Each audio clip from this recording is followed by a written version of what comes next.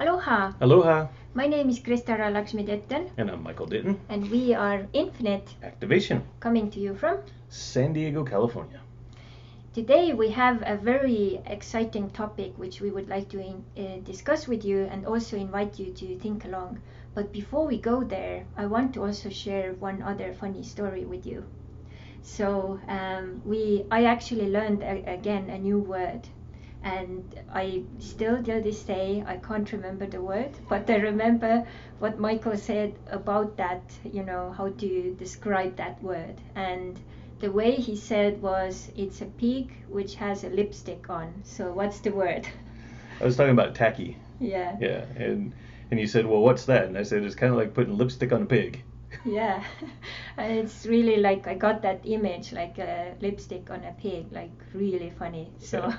so why I want to like bring these up here before we start our discussion is because I want you guys to know and understand, some people have that notion that, if you are together with someone from another country, it may be difficult, but we really have so much fun with it. We do. Yeah. We do. Yeah, I think at first Crystal might have thought maybe I was poking at her Yeah. or making fun or something else, but she realized that I have a unique sense of humor, so I just take and put a spin on everything a little bit, and she just gave me some good material to work with, though. Yeah. Yeah. And I always say I should write it down, like, oh my God, we would have such a long comedy show. And we of spent that. many a nights laughing ourselves to sleep. Yeah, so that's really cool. Yeah. But today we would like to talk about, as a person, it's really important to allow yourself to explore.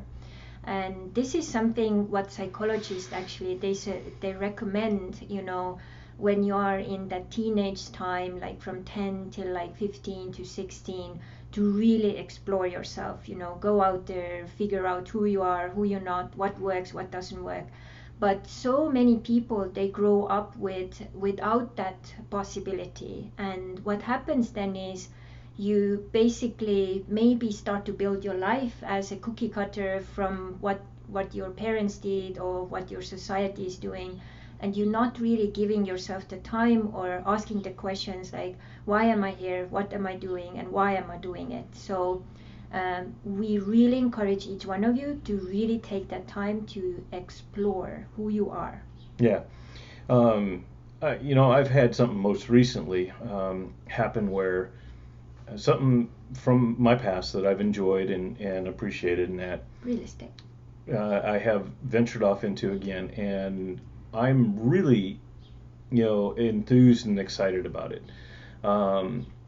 But when I came back into it, I've been licensed for 23 plus years. When I came back into it, I didn't want to recreate what I had done back 12, 13 years ago, which was, I worked myself to death. So I was looking forward to it and excited, but I wasn't looking forward to it. But it was also a means to get to what I really am excited about, and that's real estate investment, which is something I did way back. In fact, that's how I got into real estate. And I thought it was the means to the end. And just recently, with some exploring other opportunities in the real estate investment world, I realized that it's not necessary to follow that path, especially since my heart is not in it. Now, don't get me wrong, if anybody is looking for me to help them with their real estate needs, I'm honored to do so. I'm professional and I love doing that still. But to create or chase that animal like I did way back when, my heart wasn't into that. My heart is into the real estate investments, and now because of what I've been doing as far as exploring and looking at my options, I am excited about some other opportunities that are going to get me from point A to point Z without having to rely on that. So I have a new means and I have a new excitement level and it's really got me all fired up. Yeah, and it was really interesting when we had this discussion. I actually asked you, what do you love about real estate? And then you said, I really love investment part of it. Yeah. And just saying that, I could see like Michael was like, the eyes were like starting to burn, pop out. Yeah. So it was really cool. So just this little thing. And also what helped you to explore it is that you just recently did a weekend class with someone who was actually bringing together a summit of people who are actually showing another way, an easier way, and also I wouldn't say easier, another way. Yeah, another way. Yeah. So, which is like It all requires a lot of work. Yeah, and Michael was telling me about these things, and I was like, oh my God, like why I didn't know about those things? Why most people don't know about those things? There are different reasons for that, but that's the thing. If you want to really, figure these things out, you have to explore. And one way to explore is, of course, to learn from others and listen what other people are doing, so you can figure out, like, is that my thing or is that not my thing? And then you already also had some maybe cooperation possibilities popping up. So really amazing, like flowing. Actually, as of today, I'm under contract with one of those people with a partnership or cooperation partnership and a project that we're going to start working on together. Yeah, so really cool. Yeah. And when I was taking a moment, as we are trying to optimize and clarify our own paths, and as well, like, what to focus on and so on with our businesses. So I was thinking back for those 20 years I've been really active with different things, and I've tried and explored so many things. As a kid, I didn't really have much exploration possibility, just in the nature. I spent a lot of time there. But out in the world, I really felt like I didn't know much, because my grandmother was so protective. I was growing up like a potted plant in a way. And that was she did that from love, because that was the only thing she knew, and she hadn't had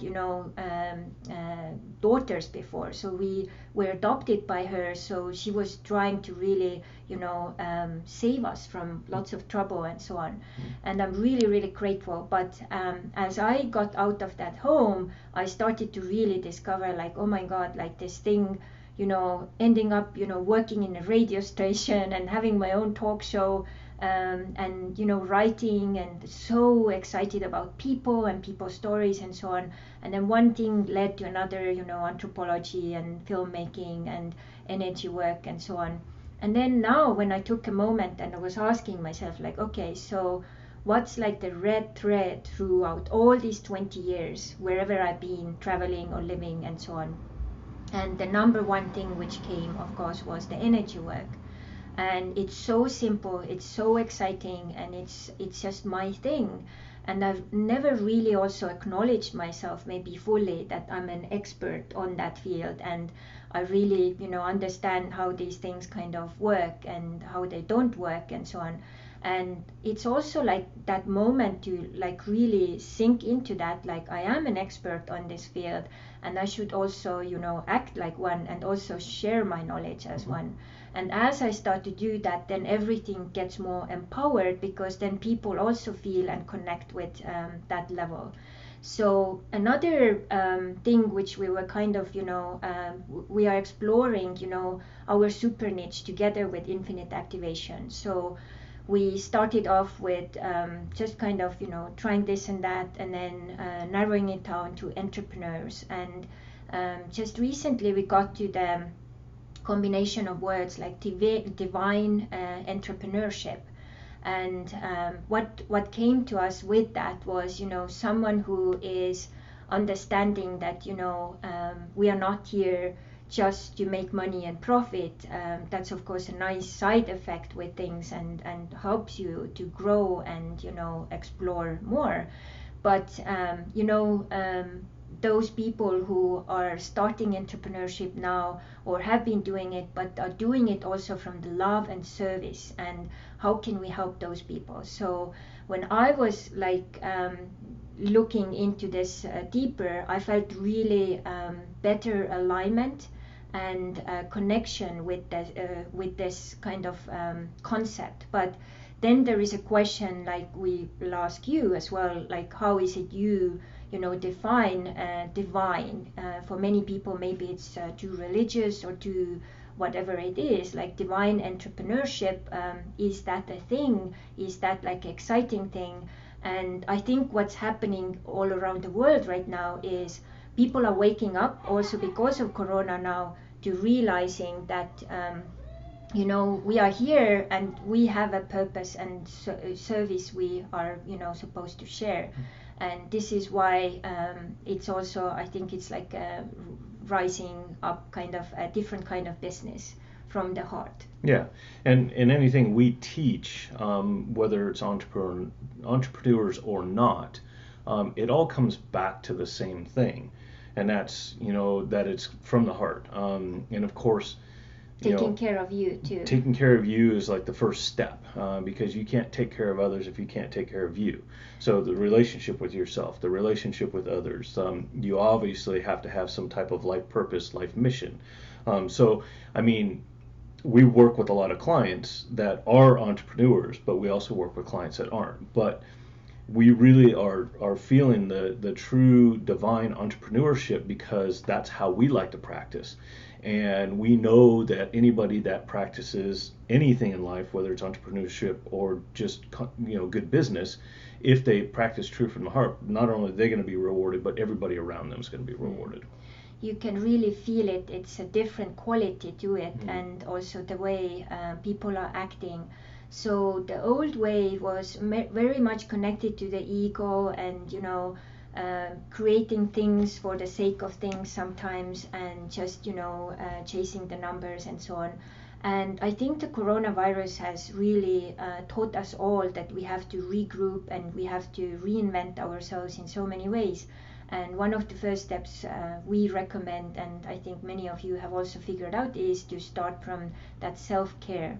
And I think what self-care is doing is getting us into this balance point between ego and love, and understanding that if I invite in ego in a positive and conscious way, which is the divine, taking care of myself and then looking around like how can I take care of others, then it's like match made in heaven, and then you are doing it from the consciousness and presence of this moment. And it's also like understanding and acknowledging the duality of we have the visible world and material world, and we have also the invisible world. And it's a matter of fact now also in so many ways shown and proven that the invisible world influences our material world and visible world. So once we as entrepreneurs start to also cooperate and co-create with that, then we will be much more successful, but also give so much more value to ourselves, to the people we serve, and also to the planet. Yeah, and divine, for those that believe divine is godlike, that's incredibly true, but it's also a higher power. It's also divine entrepreneurship means a higher level, that consciousness, that coming from the heart, and that is that higher level, and that is that's a goal that we strive for. Yeah. And also understanding, if I connect and communicate with everyone in my surroundings and in my life from that heart and from that consciousness and divinity, then it's actually going to amplify and multiply that so many times. And this way we can also become role models and activate, inspire, and motivate others to do the same. And in that process, when you realize that even right now we are two people in this room and behind the camera, but actually we are one. We are divinity expressed in two bodies. So you are a man, I'm a woman, but together we are the unity, and now we can dance and create these beautiful, amazing creations. And I believe also that even if you are not a business owner right now, you are divine entrepreneur in so many ways. And even if you just bake a cake, it's a creativity expression, and it is a divine entrepreneurship. You're just not selling it. There's so many different levels of Yeah. entrepreneurship. If you think about it, every mother's an entrepreneur. I Yeah. mean, You lots of logistics and things. yeah, I mean, it's a business in itself. It's taking Yeah. care of kids. So, Yeah. 24 hours. Yeah. So I mean, there's a level of entrepreneurship in all of us. Yeah. So what we would like you to do is give us also feedback and your thoughts about divine entrepreneurship. Does this, combination of words really resonate with you, align with you? Do you have any other suggestions? Holistic entrepreneurship would be another one which would maybe work with what we are doing. And sometimes it's not that important to find the labels, but when we find those right words, I believe it creates frequency and vibration, and it's also starts to attract those people who actually will also vibrate on that same frequency, and it helps to build a beautiful container. And this is also something we are thinking, maybe creating a new Facebook group, and we're just testing right now, so we would really love your input on that. Absolutely. And then if you believe you are a divine entrepreneur, so what's your divine entrepreneurship about, and what's your program, or what's your business, and is there anything we could help you with? So that would be really exciting to love to hear from you and love to support you. Yeah. So thank you so much. This was all for this week, and next episode next week. So thank you, and may Aloha always be with you. Mahalo. Mahalo.